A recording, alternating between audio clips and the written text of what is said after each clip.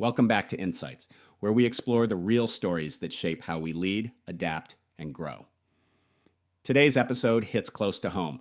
My wife went to Penn State. Her dad and his twin brother were on Penn State's first national championship wrestling team. Her family is full of Nittany Lion alumni.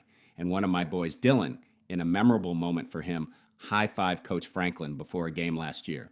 So when the news broke that Franklin was fired after more than a decade at the helm, it hit close to home. But it also raised important questions about leadership. What it takes to build something great and what it takes to keep it great. When Franklin arrived in 2014, Penn State was still recovering from sanctions and reputational harm. The program needed stability and confidence. He provided both. He offered the team a clear vision, discipline, and that infectious, we're going somewhere attitude. Over the following decade, he won more than 100 games, secured a Big Ten title, and restored the program to national prominence. That early phase reveals a crucial leadership truth.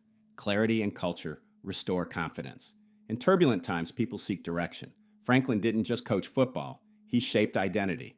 He focused on service, community, and standards that reach beyond the field. That's what leaders do when things fall apart. They define who we are before they define what we do. But leadership isn't static. And here is where the story shifts. As the seasons passed, Penn State kept winning, but not the big games.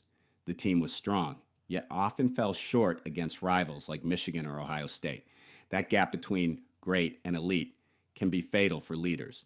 It's a reminder that consistency builds credibility, but breakthrough performance is what sustains it.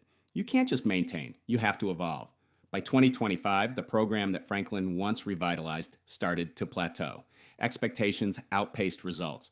Alumni sought national championships. Administrators aimed for momentum. Suddenly, what was once sufficient was no longer enough.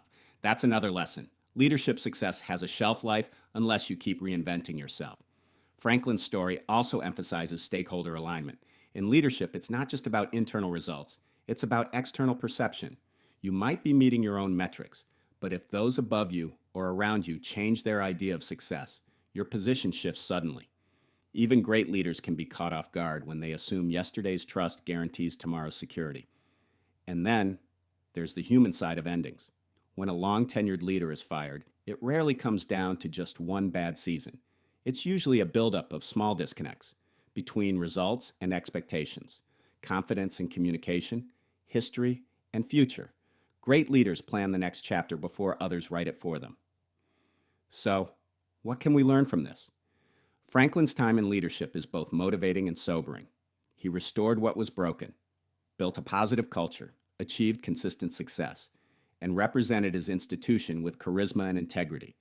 But he also shows us that leadership is always changing.